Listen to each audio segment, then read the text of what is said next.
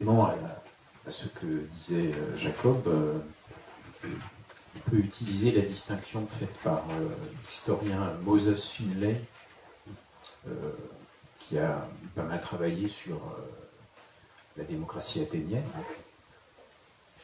et qui a dit que la démocratie athénienne, c'était une démocratie à légitimation oligarchique, puisque tous ceux qui siégeaient à l'Assemblée, évidemment, ça n'était pas l'ensemble des habitants d'Athènes, et pas des femmes, notamment.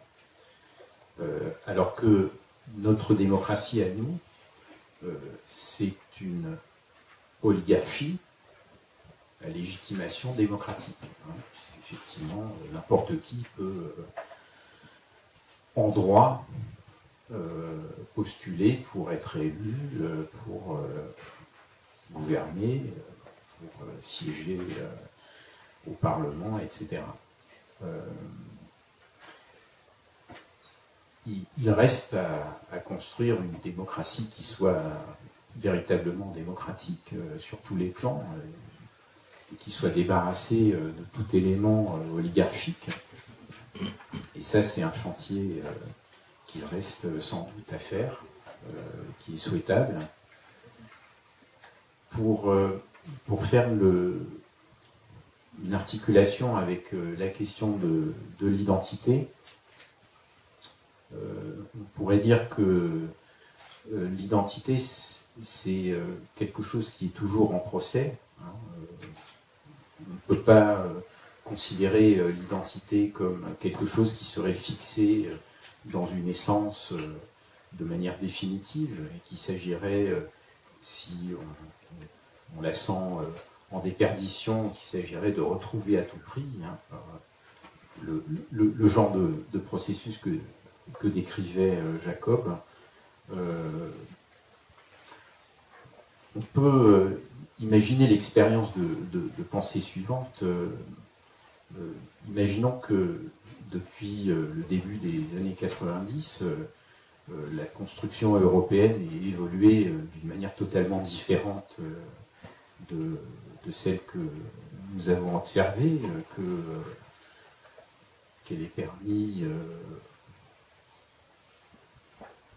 un accroissement des protections sociales, de la prospérité, disons, mais qu'elle ait donné, disons, d'une manière générale à l'ensemble des citoyens européens le sentiment qu'ils peuvent exercer un meilleur contrôle sur leurs conditions d'existence, en d'autres termes, une Europe plus juste et démocratique, sans aller éventuellement jusqu'à une forme de démocratie radicale, qui est dans l'absolu souhaitable. Il est possible à ce moment-là que les citoyens européens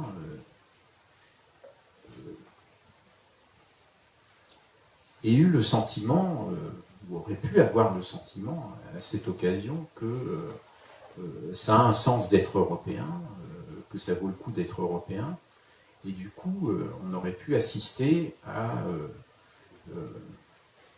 un déplacement du centre de gravité de ce qu'on appelle un sentiment d'identité du territoire national français vers ce territoire, cet ensemble plus vaste qui est l'Union européenne. C'est quelque chose que... donc c'est quelque chose qui est susceptible d'évoluer.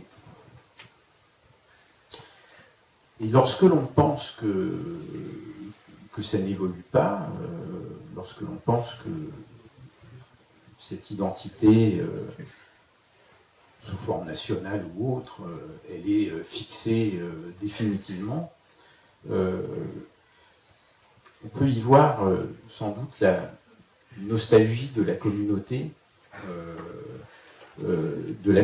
soudée par une homogénéité culturelle, morale, c'est-à-dire une communauté dans laquelle effectivement on peut laisser les portières de sa voiture non verrouillées, comme l'évoquait Samuel Bourin tout à l'heure.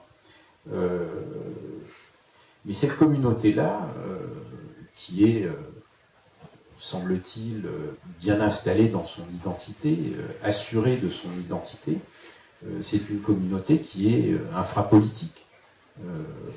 Parce que c'est une communauté où la prise de parole n'a aucune raison d'être, en particulier la prise de parole politique, parce que ceux qui la forment sont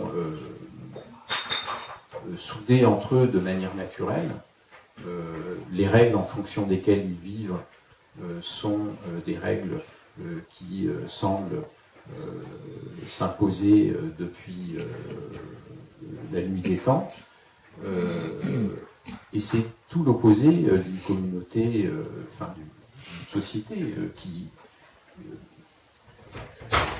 qui se dote d'une organisation politique, qui réfléchit à sa propre organisation, ce qui suppose de multiples prises de parole, des prises de parole qu'il n'est pas possible de déterminer à l'avance. Et cette logique-là, ce programme-là, il est rempli par la démocratie, qui est l'organisation politique par excellence de la prise de parole. Et de la prise de parole par des individus qui, a priori, n'ont pas de titre pour la prendre, qui se donnent ce titre au moment où, précisément, ils prennent cette parole. Et ils peuvent prendre cette parole pour exiger des droits dont ils s'estiment privés. Et c'est le cas pour les revendications féministes ou homosexuelles, etc. Ce que j'ajouterais aussi, c'est que les problèmes qui peuvent être pris en charge dans une société sous forme politique sont des problèmes à géométrie variable, et les individus qui prennent conscience de ces problèmes forment des groupes qui, eux aussi, sont à géométrie variable, avec les problèmes écologiques que nous connaissons. Il est à peu près certain que l'échelon national n'est pas pertinent. Il y a d'autres problèmes qui sont pertinents à un niveau local, d'autres à un niveau éventuellement national ou transnational. Ce qui permet de relativiser aussi le sens ou l'identité que nous cherchons à fixer à ce que serait une communauté politique et à la pertinence d'une organisation politique. Je ne sais pas si j'ai été très clair. Je donne la parole à Christian. Oui, je crois qu'il faut en fait, quand on parle de démocratie, distinguer deux dimensions. La dimension du régime démocratique en tant qu'établissement institué. Et là, on peut dire qu'il est en crise, dans la mesure où ceux qui le symbolisent, c'est-à-dire l'institution électorale, et donc la prétention du système représentatif à être représentatif, est manifestement, à travers le résultat des élections, constamment remis en question. Je veux dire par là que le symptôme massif de l'abstention est systématiquement refoulé du diagnostic des commentateurs attitrés de l'actualité politicienne, et que le vote qui ne se porte pas sur les partis de gouvernement est systématiquement fustigé comme vote protestataire.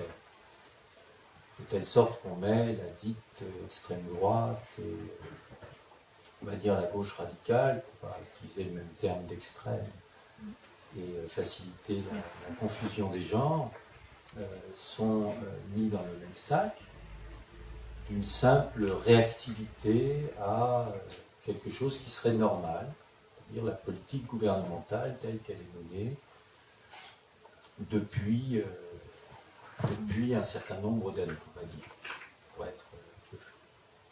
Et le deuxième, mais je vais être un peu plus précis après, et le deuxième sens auquel Jacob faisait allusion, celui qui se manifeste par l'éruption du démos, c'est ce qu'on peut appeler la démocratie instituante. En s'inspirant un peu de Castoriadis, Miguel Amassour parle de démocratie insurgente. Et c'est celle-là qui se manifeste pendant la Révolution française de manière critique, certes, mais et qui est disqualifiée immédiatement par les idéologues anti-révolutionnaires puis contre-révolutionnaires. J'ai étudié leur discours en Allemagne, et le terme qui revient assez rapidement, c'est l'anarchie et l'ochlocratie. Donc le pouvoir de la foule qui remet en fait en question effectivement les usages. Alors les Allemands installés, les professeurs de philosophie installés dans leur chaire, aimeraient bien qu'on continue à les appeler Herr Doktor, professeur Doktor. Donc le fait qu'on dise monsieur, ça ne va pas. Il continue. Il continue encore. Hein. Mais ce que je veux dire, c'est que ça apparaît, c'est-à-dire que les vêtements, le fait que les révolutionnaires, enfin que les sans-culottes, tout ça, toute cette symbolique de la remise en question de l'ordre traditionnel est immédiatement attaquée comme anarchie, c'est-à-dire, alors littéralement il faut s'expliquer en grec, absence d'arché, c'est-à-dire absence de commandement. En réalité, c'est ce que veut dire le terme d'archène, hein, c'est commencer, être au principe, c'est en réalité commander, comme un chef commande à ses troupes. Et je crois qu'effectivement, quelle que soit l'importance de la Révolution anglaise au XVIIe siècle, quelle que soit l'importance de la guerre d'indépendance aux États-Unis, la césure véritable, c'est la Révolution française. Et à partir de là, vont se constituer un certain nombre de discours. J'ai pour ma part étudié la constitution du discours réformiste, parce que le réformisme se constitue à cette époque. C'est un réformisme conservateur, ce sont des gens éclairés qui se disent la révolution c'est une mauvaise chose, mais d'un autre côté on ne peut pas garder l'ancien régime sous son état, alors on va essayer d'améliorer les choses. C'est le discours du réformisme conservateur. Mais le discours réactionnaire, enfin la réaction, le terme n'est pas inventé par les réactionnaires, enfin la réaction catholique en France, romantique en Allemagne, se constitue pratiquement, enfin à quelques années près, enfin nous sommes dans la période révolutionnaire, et il faut s'imaginer, je crois qu'il faut essayer de prendre ce recul, que toutes ces forces sociales qui se sont senties menacées à partir de là, se sont transmis en réalité cette peur panique de ce qui était en gestation à l'époque et qui, tout au cours du XIXe siècle, va être incarnée par la montée en puissance du mouvement ouvrier, qui a complètement bouleversé le paysage. Et la constitution du discours raciste moderne, c'est la fin du XIXe siècle, avec la constitution ensuite du pôle national socialiste. Alors j'aimerais revenir sur sur les termes qui sont employés, si c'est important, dans le contexte du brouillage actuel des repères idéologiques. Je crois que le discours réactionnaire parasite de manière systématique le projet révolutionnaire. Il l'a accompagné depuis le début et il emprunte tous les concepts pour les retourner. Donc je donne deux exemples qui me semblent extrêmement parlants. La révolution nationale-socialiste, qu'elle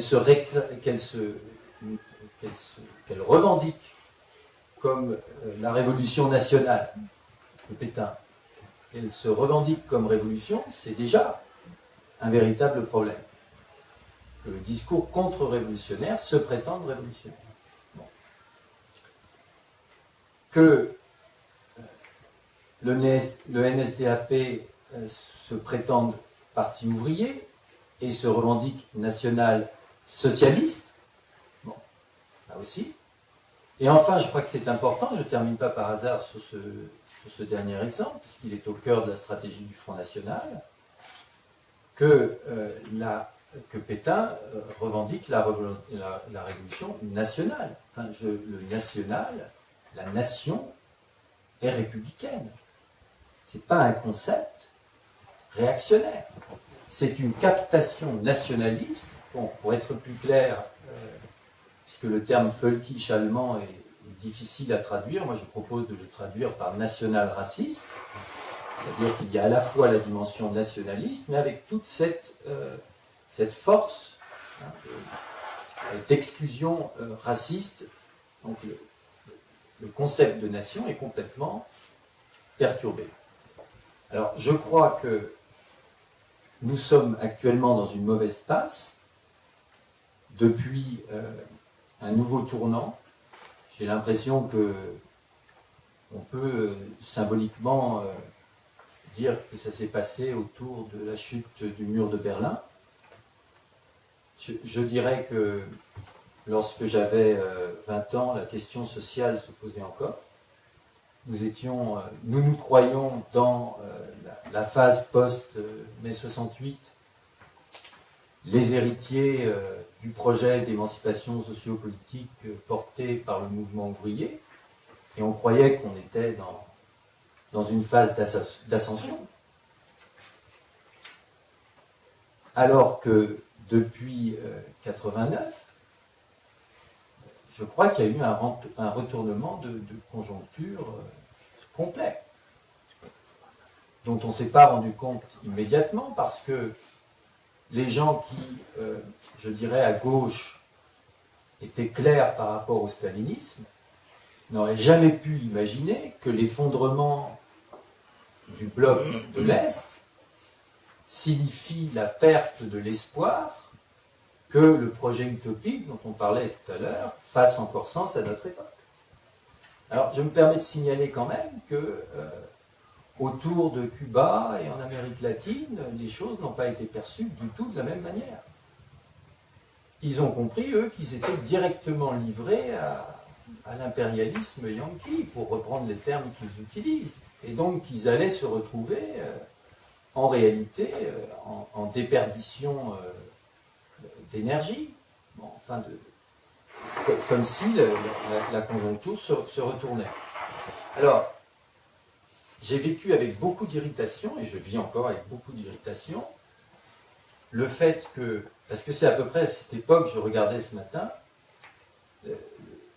la discussion, les débats, les polémiques sur le port du voile commencent en 1989 en France, comme par hasard. Et à partir de ce moment-là, on va énormément et de plus en plus parler non pas de cette affaire, mais de la symbolique, on va dire identitaire, liée à des coutumes vestimentaires. Autrement dit, je signale, on se focalise sur le voile, on ne parle pas des tuniques africaines. Moi, je suis parisien d'origine, les tuniques africaines à Paris n'ont jamais posé de problème à quiconque, et je ne crois pas que l'extrême droite actuelle en parle particulièrement. Pas de focalisation pulsionnelle, je dirais, sur cette question-là. Donc, l'impression que j'ai, c'est que, alors, je ne sais pas, je ne suis pas certain des concepts. Est-ce que c'est la question culturelle? Est-ce que c'est la question religieuse? Mais en tout cas, la question sociale a été complètement refusée. Alors même que tous les discours qui portent sur l'analyse de la situation du monde à l'époque actuelle reviennent de manière... ressassent constamment la description du processus de globalisation. Donc, en réalité, on sait très bien que la politique est déterminée par des facteurs économiques et financiers face auxquels le pouvoir politique s'avère complètement impuissant. Je veux dire par là, les gouvernants, que ce soit la gauche institutionnelle ou la droite, je ne sais pas si elle est vraiment républicaine, mais qui se prétend républicaine, ont très peu de marge de manœuvre par rapport aux fondamentaux de l'économie. Donc moi, je ne suis pas loin de penser qu'en réalité, j'espère que je vais choquer personne ici, qu'en réalité, toutes les réformes qui portent sur les questions culturelles, pour importantes qu'elles puissent être dans le destin, pour le destin des personnes, et donc j'inclus dans cette dimension le Pax. Toutes les réformes de l'éducation, donc qu'on soit pour ou contre le mariage pour tous, l'important c'est que quand on se focalise sur cette question-là, où là les camps paraissent vraiment tranchés, bon, même si évidemment il y a des gens au sein de l'UMP qui, pour des raisons personnelles, savent très bien qu'ils ne sont pas d'accord avec le parti, bon, ça facilite quand même l'identification de pôles, alors que par rapport à la question, par rapport aux fondamentaux économiques, en réalité, on ne voit pas véritablement de différence. Et c'est dans ce contexte-là, à mon sens, que le vote FN peut prospérer avec une...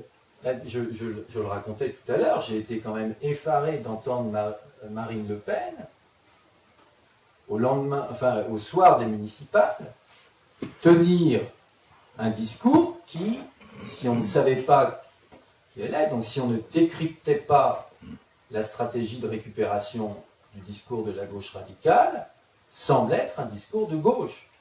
Sauf que la conclusion n'est pas de remettre en question le système capitaliste et productiviste. Évidemment, à un moment donné, la conclusion, c'est le souverainisme national raciste. Mais chez elle, le racisme est mis entre parenthèses. C'est pour ça que dans l'expression national-racisme, je mets souvent, à l'époque de Weimar, Carl Schmitt tient un discours national-raciste, entre parenthèses, race. Il va s'exprimer de manière ouvertement raciste dans le contexte nazi.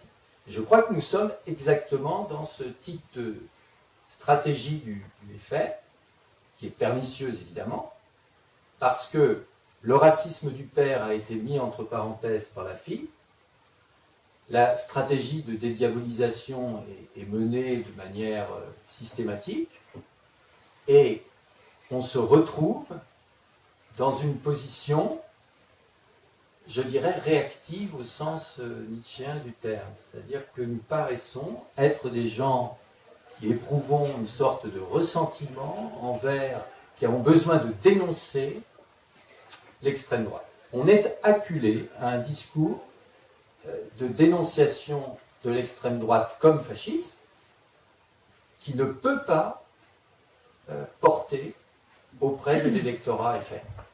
Voilà. Donc c'est un peu le message que j'ai envie de transmettre ce soir. À mon sens, la riposte démocratique à cette montée en puissance de l'extrême droite qui se dissimule en tant que fasciste, ne peut pas se contenter de s'attaquer, de dénoncer le fascisme des dirigeants d'extrême droite. Parce que l'électorat FN n'est pas nécessairement fasciste. Hein, on avait expliqué tout à l'heure des choses très intéressantes dans les milieux populaires sur les phénomènes d'identification. Donc il faut en réalité travailler à la désidentification à ce type de discours. Et je pense que la seule stratégie possible, parce qu'il y a eu un tournant et que la question sociale a été évacuée, c'est de s'engager de telle sorte que cette question sociale réapparaisse et que les crispations identitaires autour des phénomènes culturels, religieux, passent à nouveau à l'arrière-plan, c'est-à-dire soient relativisées. C'est un peu le message que je voulais